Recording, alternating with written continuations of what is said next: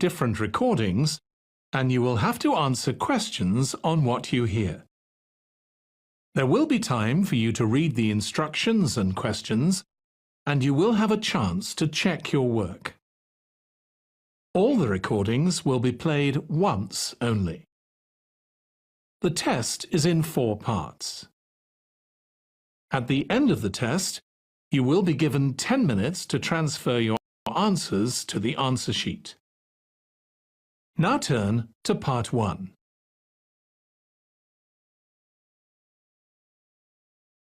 Part 1. You will hear a woman calling a tourist information office to ask about a festival. First, you have some time to look at questions 1 to 4.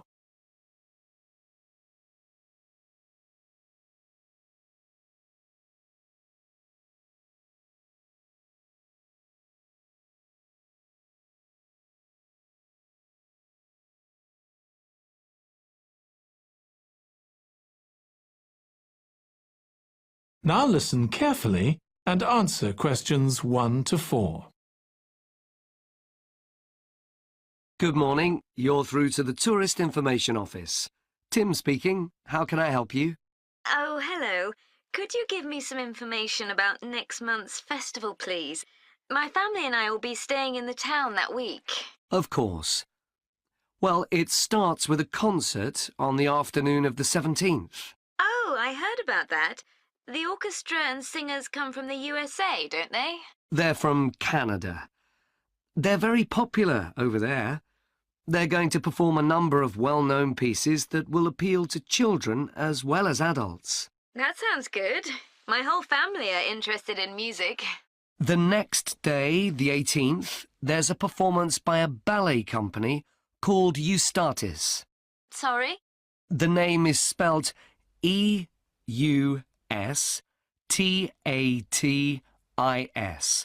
They appeared in last year's festival and went down very well.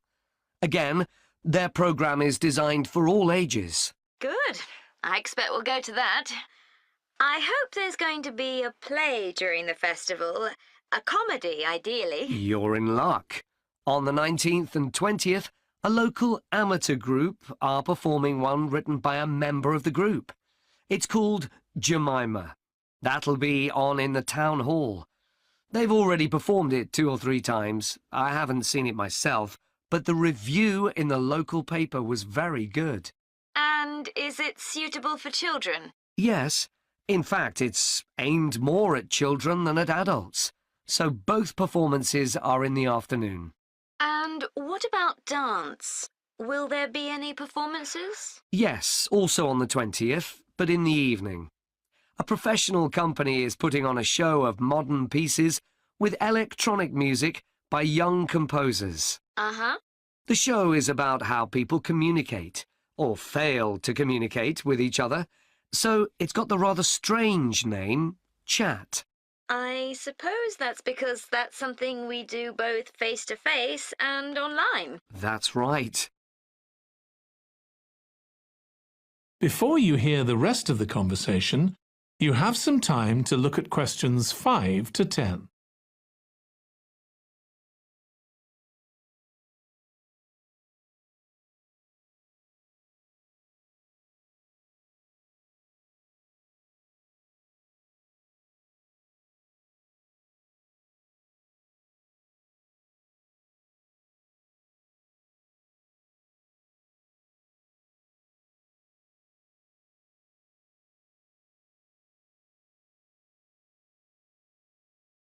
Now listen and answer questions 5 to 10.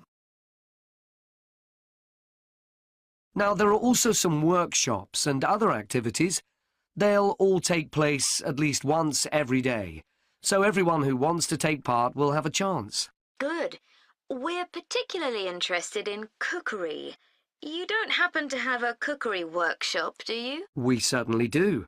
It's going to focus on how to make food part of a healthy lifestyle. And it'll show that even sweet things like cakes can contain much less sugar than they usually do. That might be worth going to. We're trying to encourage our children to cook. Another workshop is just for children, and that's on creating posters to reflect the history of the town. The aim is to make children aware of how both the town and people's lives have changed over the centuries. The results will be exhibited in the community centre. Then, the other workshop is in toy making, and that's for adults only. Oh, why's that? Because it involves carpentry. Participants will be making toys out of wood, so there'll be a lot of sharp chisels and other tools around. It makes sense to keep children away from it. Exactly. Now, let me tell you about some of the outdoor activities. There'll be supervised wild swimming. Wild swimming? What's that? It just means swimming in natural waters, rather than a swimming pool. Oh, okay. In a lake, for instance. Yes, there's a beautiful one just outside the town, and that'll be the venue for the swimming. There'll be lifeguards on duty, so it's suitable for all ages. And finally, there'll be a walk in some nearby woods every day. The leader is an expert on insects. He'll show some that live in the woods and how important they are for the environment. So there are going to be all sorts of different things to do during the festival. There certainly are. If you'd like to read about how the preparations for the festival are going, the festival organizer is keeping a blog. Just search online for the festival website, and you'll find it. Well, thank you very much for all the information. You're welcome. Goodbye. Goodbye. That is the end of part 1. You now have 1 minute to check your answers to part 1.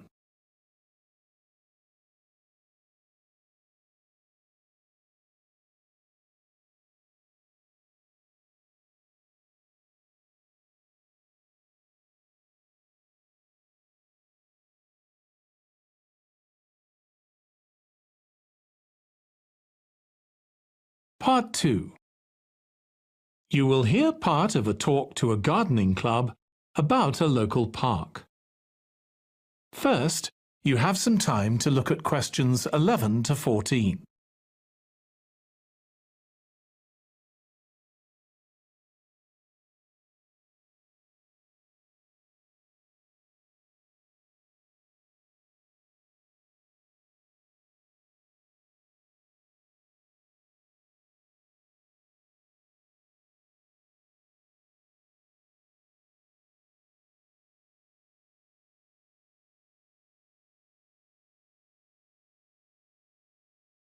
Now listen carefully and answer questions 11 to 14. I'm very pleased to welcome this evening's guest speaker, Mark Logan, who's going to tell us about the recent transformation of Minster Park. Over to you, Mark. Thank you. I'm sure you're all familiar with Minster Park. It's been a feature of the city for well over a century, and has been the responsibility of the City Council for most of that time. What perhaps isn't so well known is the origin of the park.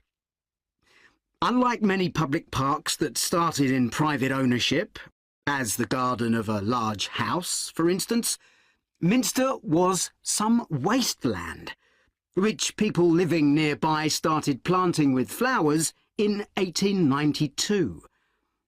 It was unclear who actually owned the land, and this wasn't settled until 20 years later, when the council took possession of it.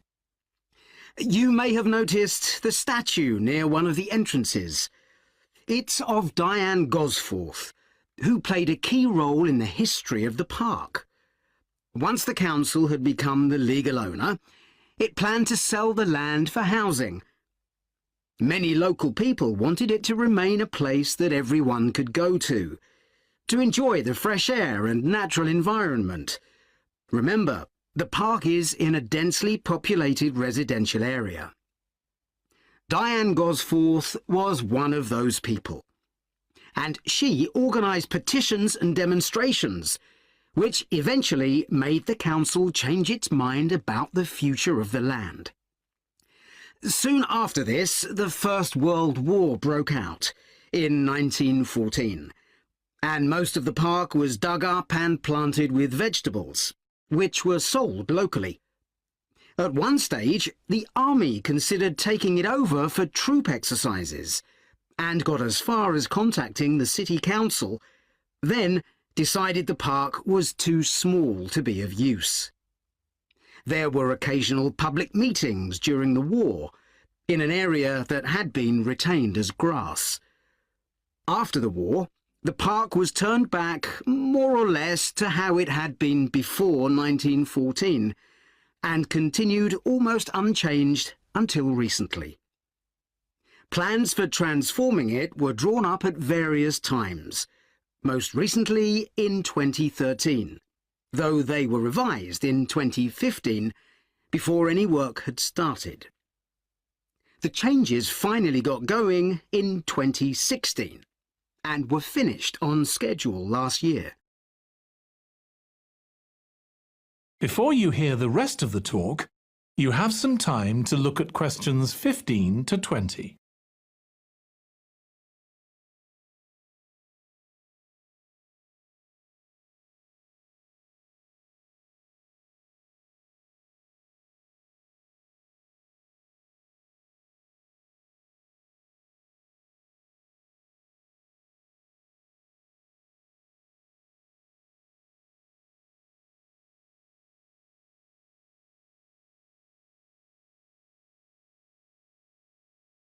Now listen and answer questions 15 to 20.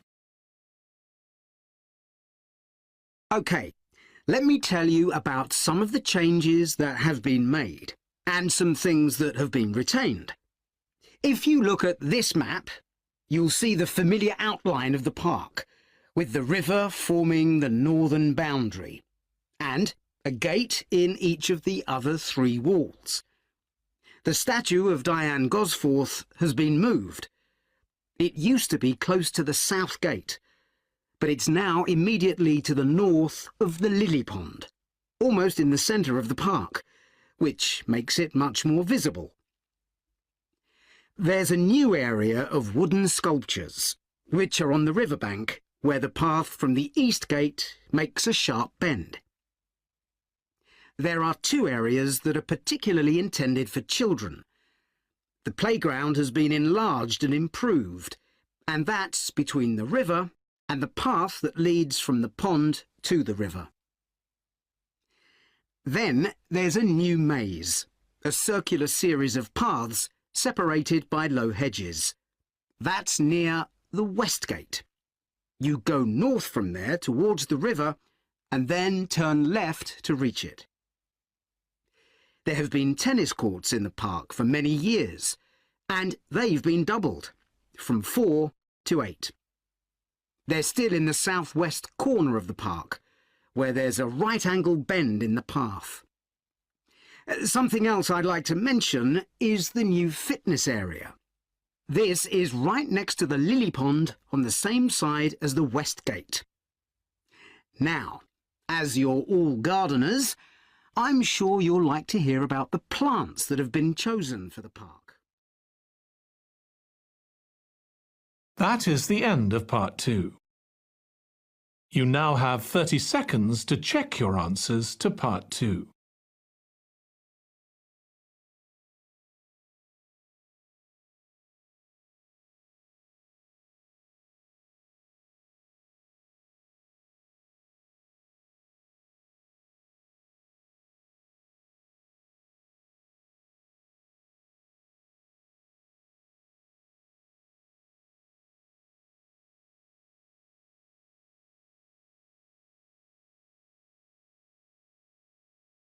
Part 3.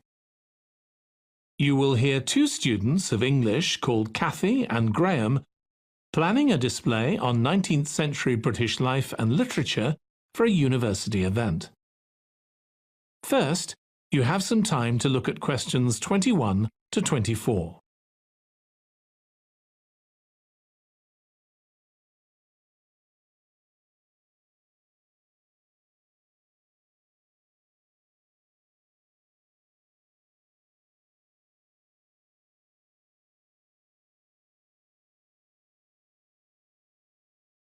Now listen carefully and answer questions 21 to 24.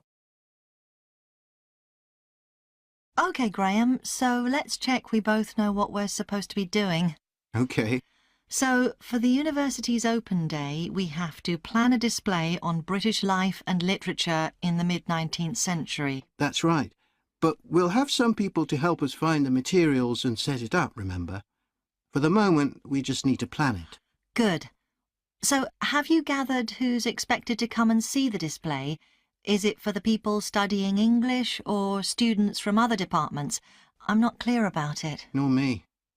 That was how it used to be, but it didn't attract many people, so this year it's going to be part of an open day to raise the university's profile.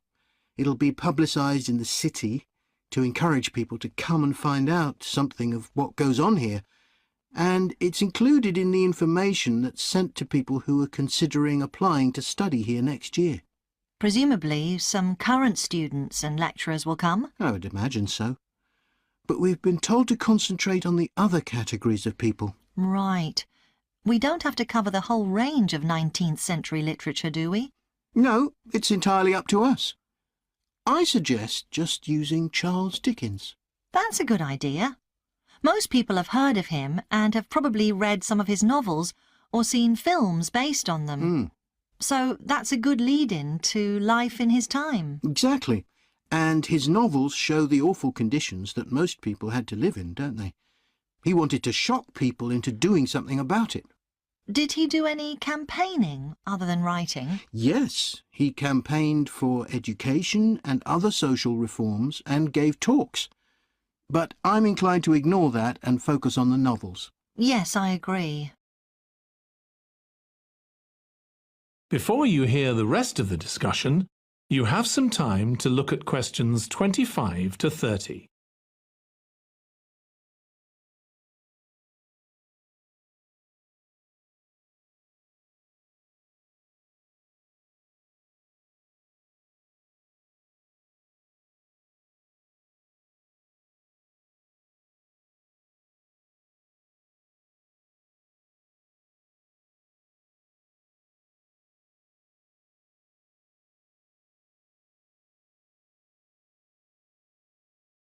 Now listen and answer questions 25 to 30. OK, so now shall we think about a topic linked to each novel? Yes, I've printed out a list of Dickens's novels in the order they were published, in the hope you'd agree to focus on him. You're lucky I did agree. Let's have a look.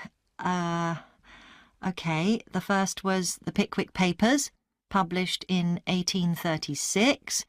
It was very successful when it came out, wasn't it? And was adapted for the theatre straight away.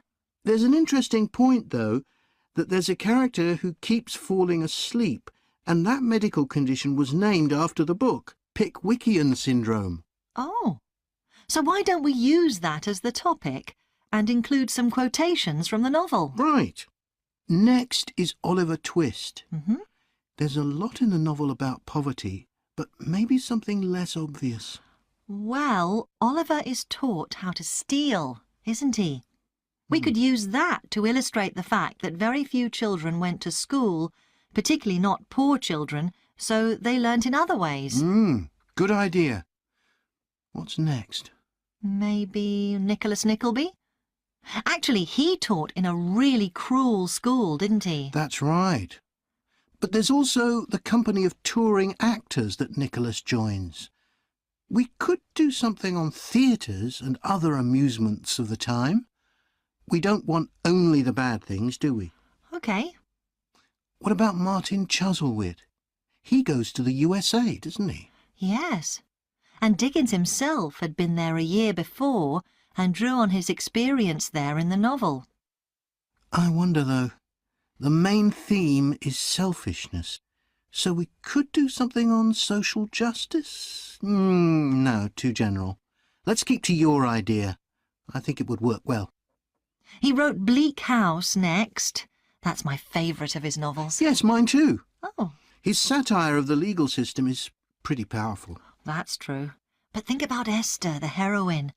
As a child, she lives with someone she doesn't know is her aunt, who treats her very badly. Then she's very happy living with her guardian, and he puts her in charge of the household. And at the end, she gets married, and her guardian gives her and her husband a house, where, of course, they're very happy. Yes, I like that. What shall we take next? Little Dorrit?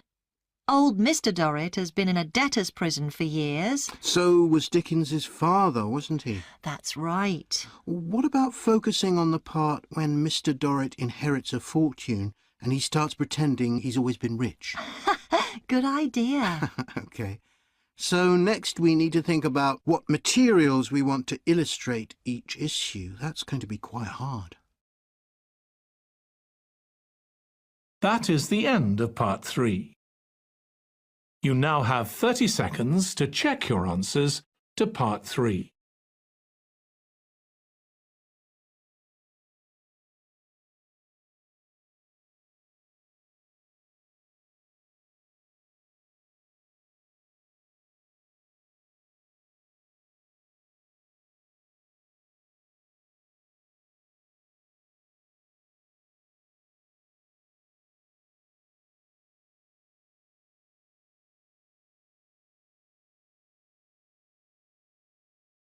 Part 4. You will hear part of a presentation about an agricultural program in the country of Mozambique. First, you have some time to look at questions 31 to 40.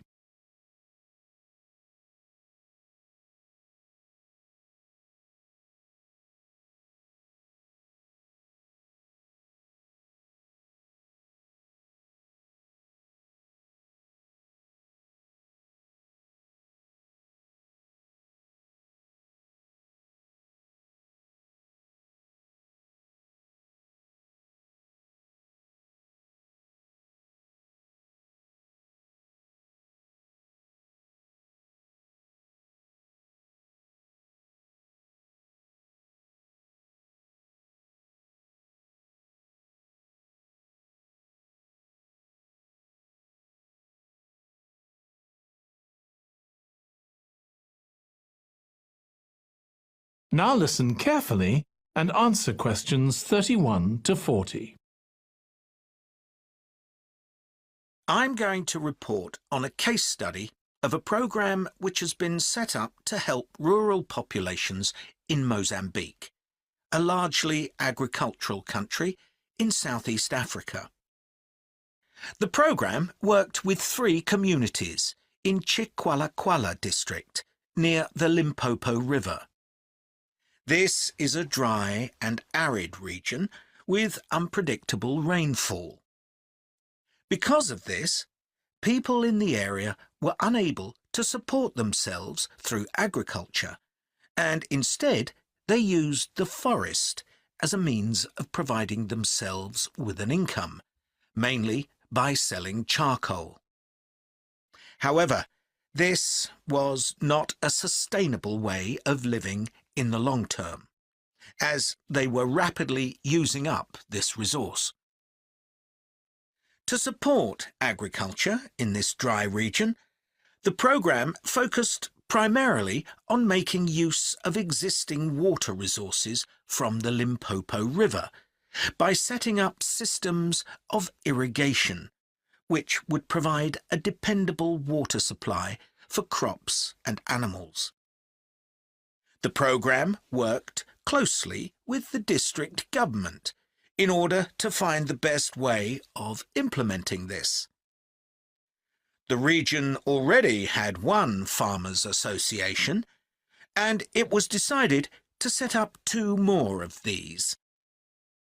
These associations planned and carried out activities including water management, livestock breeding and agriculture. And it was notable that in general, women formed the majority of the workforce. It was decided that in order to keep the crops safe from animals, both wild and domestic, special areas should be fenced off where the crops could be grown. The community was responsible for creating these fences, but the programme provided the necessary wire for making them. Once the area had been fenced off, it could be cultivated. The land was dug so that vegetables and cereals appropriate to the climate could be grown, and the programme provided the necessary seeds for this. The programme also provided pumps so that water could be brought from the river in pipes to the fields. However, the labour was all provided by local people, and they also provided and put up the posts that supported the fences around the fields.